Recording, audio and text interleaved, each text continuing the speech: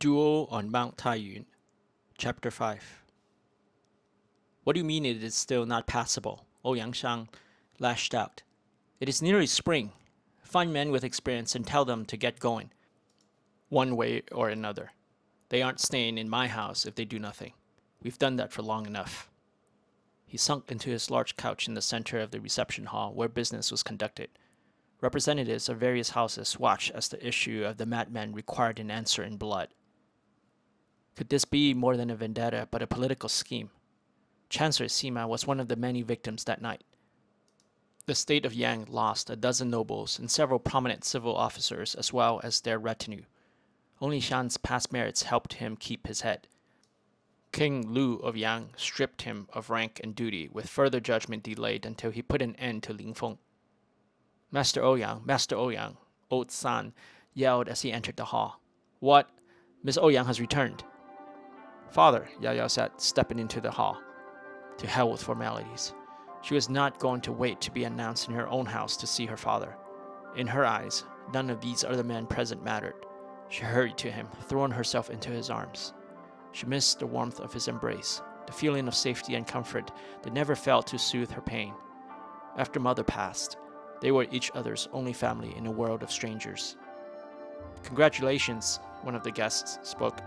It was Duke Yi, sent to preside over the case. He was a large man in the worst sense. Round face set atop an even rounder body, carried by tiny arms and legs that hardly fit his large frame. His voice was high and whiny. It was with this tiny voice that he spoke again. Lady Ouyang, how has her time been with that bloody murderer and rapist, Ling Feng? What do you mean, Duke Yi? Yangshan asked. Do not besmirch my daughter's good name.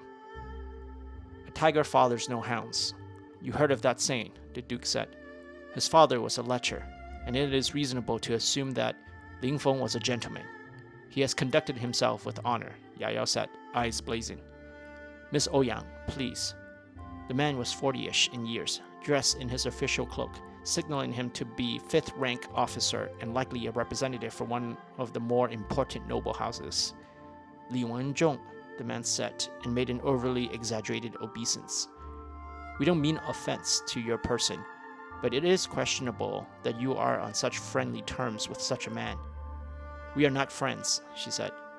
Oh, then perhaps something more intimate, Duke Yi said as he surveyed Yaoyao. Enough.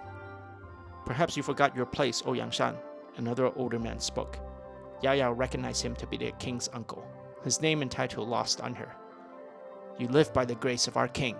May he live 1,000 years. You have failed in your duties to secure your own house. That is what led to this bloody failure that disgraced our nation. I barely escaped with my life and have lost my concubine. I'm here to see you end this, not... He stared at Yaoyao, face visibly shaken with emotion. Bear witness to whatever bestial union this is. How? Yaoyao. Yangshan turned to her, face red with rage or shame. Go. San, help your mistress to her room. It was unfair, and she stared at the blurry image of her father through the tears. Always honor first. She swallowed hard and made her own obeisance, with flourish before departing with old San. Miss Ouyang, it is a cruel thing they say, but I believe you, the old servant said as he escorted her inside. A washtub with warm water lay in the center of the room. I thought, thank you, Uncle San. She tried to smile, but could only force out an awkward twitch of the lips. Old San wiped a stray tear from her cheek. Master Ouyang loves you. I know that, and I know you love him too. That's most important. Is it to him? Yaoyao slid under the warm water and exhaled, feeling the bubbles rush to the surface. She made the homeward trek in 3 days, barely sleeping and eating, and this was her welcome, to witness accusations about her innocence and her father's faltering defense of her character. There was no invitation for her to join the men for dinner. A servant brought her meal, and Yaoyao ate it in silence, seething with anger. Sleep was impossible given the turbulent thoughts raging inside her mind.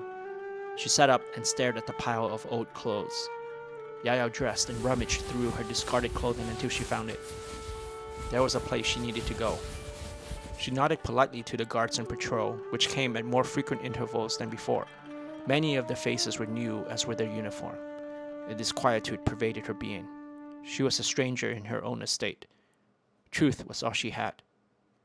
She drew back the doors to the family shrine. The room was bright and furnished with candles that burnt night and day to make each of the names on the ancestral tablets legible. The Ouyang clan had been large once, but in her generation, she and her father were the only ones left. Most had died, like everyone in her maternal line. Her father had several uncles, all of whom passed, some from famine, but most from the dangers of a life amongst the rivers and lakes. This place made her feel alone, and was full of old ghosts, memories of happier times. She brushed away the tears that started to well in her eyes and turned from her mother's tablet to the sword. The blade was a family heirloom. Her father only ever used it on his campaigns. He trusted his life to it and nothing else. Yaoyao's heart pounded against her chest, and her throat tightened. She licked her lips, then grabbed the sword. The black lacquered sheath was cool and smooth to the touch. The finishings were inornate, carrying a cloud motif, and fashioned from copper. Her hands gripped the flattened handle and drew the sword. During her journey home, Yaoyao had entertained numerous possibilities for what happened between her father and Ling Anluo during the infamous duel. Even now, as she stared at the broken sword, her mind worked fervently for a reason. She dropped the sheath and lined the fragment against her father's sword, making it whole once more. "Don't touch that!" She felt a slight twist of her wrist, and the sword slipped out of the hand. The fragment clanged to the floor. She stared at her father with blade in hand. "Are you hurt?" he asked. She backed from him. "Is it poisoned?" Ling Anluo was a dangerous man. He had to be stopped. I needed to be certain of the outcome. She shook her head. You issued the challenge, and he came. He honored it. You didn't. What does a bastard like him know of honor? "What of you?" she asked, voice quivering as she finally saw the carefully crafted image of her father cracking before her. Ling Anluo, whatever he might or might not have done, met his appointment to clear his name, the only way afforded him since he was deemed guilty by the state. He is guilty. By what trial? Yaoyao swiped at her eyes as she bit her lips, nodding. Ling Feng was right. His father was an inconvenience. Now you're siding with the villain's son? Father, I've always been on your side, but this isn't right. Don't fight him. Please. What would people think? That this old blade has lost its edge? That I'm afraid of that pup? Fuck what people think. Because of what that Oyangshan bared his teeth in anger. That son of whore has done, I've lost everything. We don't need anything. You can be a civilian again. Get away from all the scheming and plotting of the Yang court. We can spend time doing the things you like. Her father stood motionless against a precipice. A foot one way would have changed the course of what was to unfold.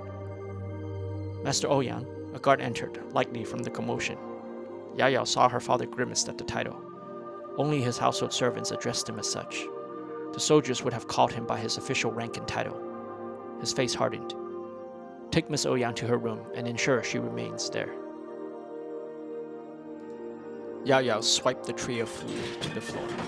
She did not escape being a captive on Mount Liang to suffer the same fate at home. By her count, this was day 15 of confinement.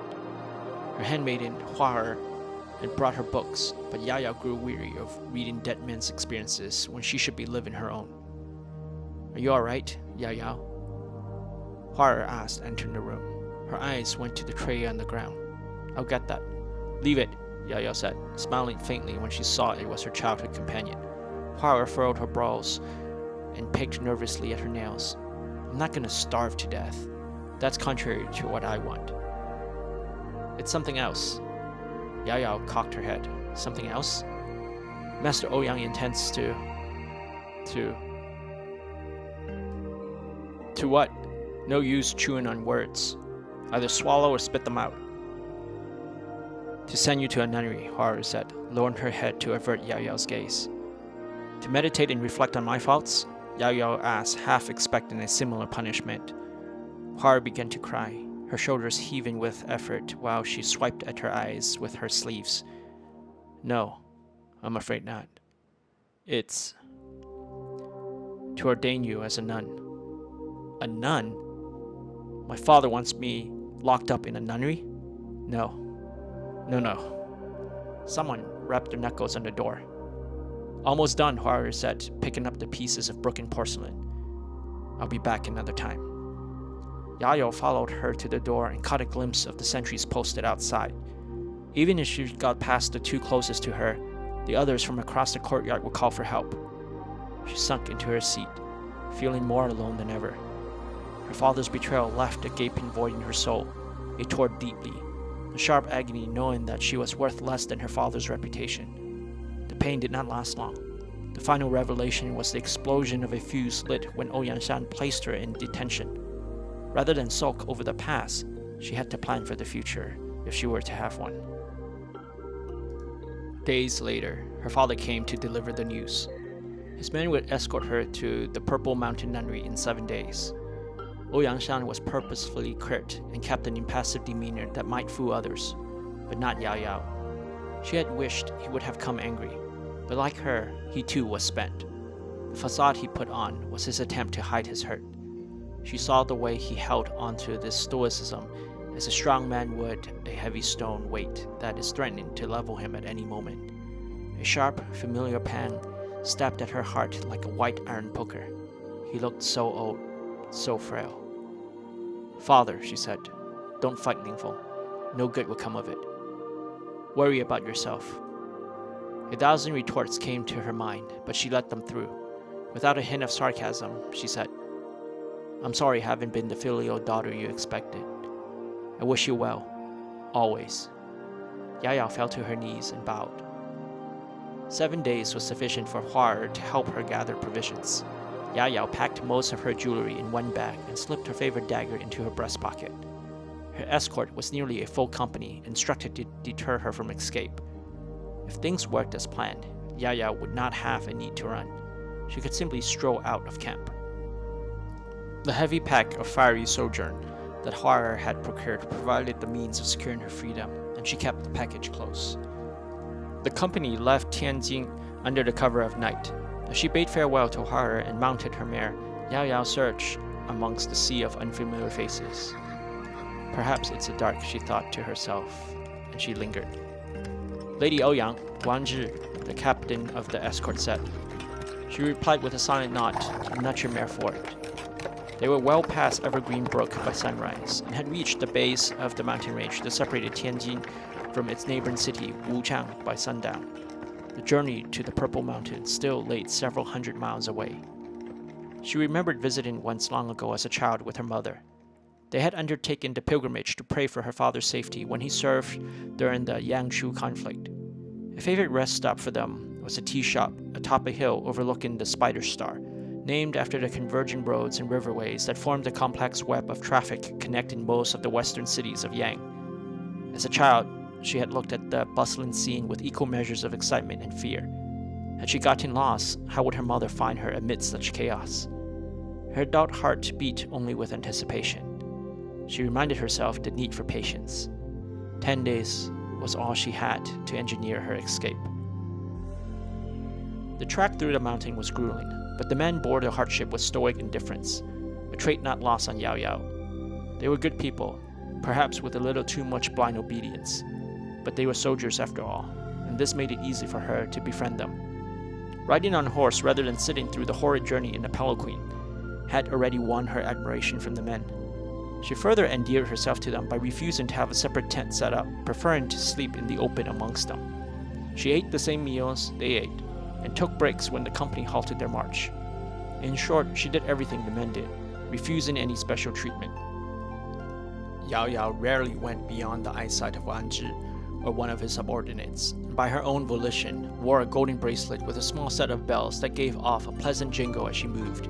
To everyone, Yaoyao was resigned to her fate, but carried on with the same cheery disposition despite her circumstances. That's Tiger's Paw, Yaoyao said, pointing to a hill on the horizon. Many of the men had never been this far west, and they spared a moment to take in the vista. Beyond that large hill, the land started to flatten. They were about a day's march from Spider Star. When Wang Zi finally called camp, Yaoyao found the head cook, Tian Qi, and inquired about the night's meal. She suggested a recipe of crisply roasted poultry that would be accompanied by wine they carried. Since they were close to the Spider Star, a known trader's hub, they could replenish their supply there at her expense. The men had labored through a difficult trek, and there were several more ahead before they reached the Purple Mountain. A little reward would surely lift morale. Tianqi and his team had seen Lady Ouyang demonstrate her culinary skills many times on the march. She enjoyed cooking, and it offered a welcome distraction on a rather dull journey. Xu and Tianqi exchanged theories on the best way to roast the various poultry they had, each opting to do it their own way, letting the men decide at the night's conclusion. Ouyang Yaoyao offered 10 taels of silver should Tianqi win, and requested his secret recipe for making steamed ginger fish should he lose. "I'll go check on the wine," Yaoyao said as she instructed helpers on the next steps. 2 sentries guarded the baggage train, which contained the liquor. They gave her a polite salute. She had been a frequent visitor to the supply wagon to find particular spices and ingredients. Familiarity was key, and they allowed her access without a second thought. The jars of maiden's blush were easy to spot, with large red ribbons sealing them tight to discourage wandering hands. There was just enough liquor for the occasional reward and not indulgence, a testament to Wang Ji's leadership. She cut the ribbon of the jar closest to her and popped the lid, smelling the sweet, fruity aroma of wild berries and plum mixed with honey. "Just a pinch," she said to herself as she produced the packet of fiery sojourn from the folds of her robe. She repeated the act in quick succession before calling for help. "Get these ready. No man tonight shall be without a handful of roasted meat and a cupful of honeyed wine." She smiled as the men within earshot cheered. As night fell, the spirits at camp grew as bright as their campfires. Some sang and danced, and even Wang Ji appeared relaxed. He was still in uniform, though he had long retired his armor.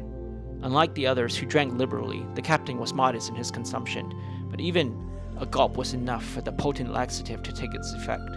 All Yaoyao had to do was wait, and it did not take long.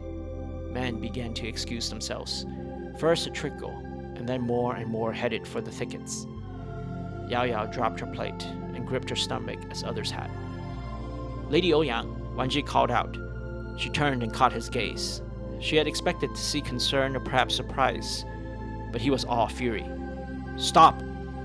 She was heading the wrong way, towards the horses, not the forest. All it took was some circumspection to see how suspicious she looked. Wang Ji's expression suddenly changed as he grimaced in pain, hand reaching for his stomach. Yaoyao dropped her pretense and bolted for the horses. They would hunt her. Time and distance were her only hope of escape. She cut the horses free before mounting hers, and galloped for the Spider Star. By the time the men recovered and found their horses, she would be far away. She hoped that Wang Ji had found the apology letter to him and his men, as well as a portion of her jewelry as recompense. Some were going to face punishment and lose their posts, despite the second letter to her father asking for leniency. She saw no other way.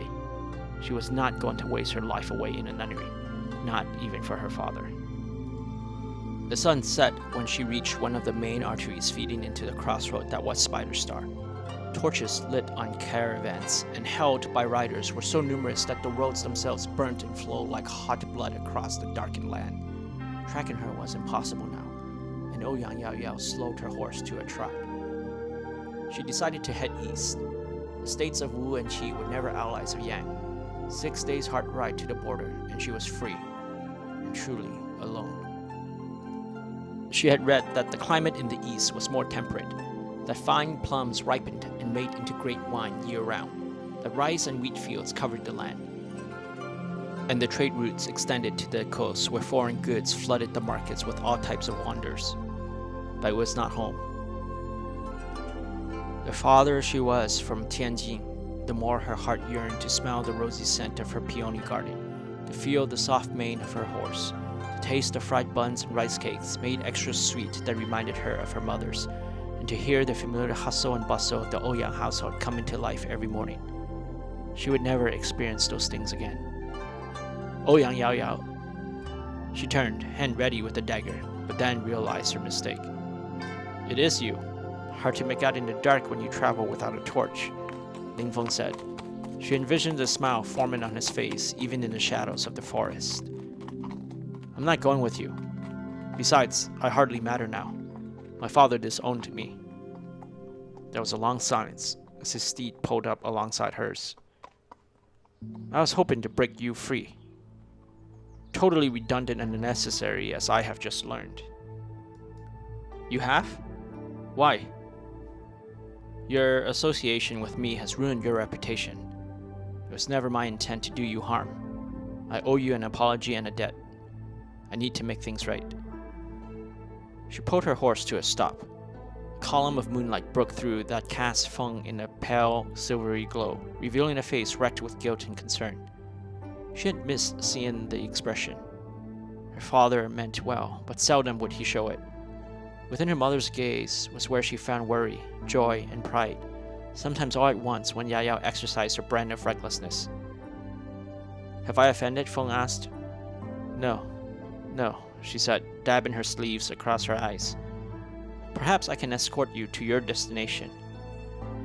I don't have a place in mind except to head east. Would you care to see mine? He asked. Hey, you've made it to the end. If you like it so far, please subscribe and like. This lets me know I'm on the right path. And if you can't wait for the next installment of Duel on Mt Taiyuan, then head on over to Amazon and read the story in its entirety for free if you have Kindle Unlimited. Also, if you want to support me, please consider going to my Ko-fi and being a member. Have a great day.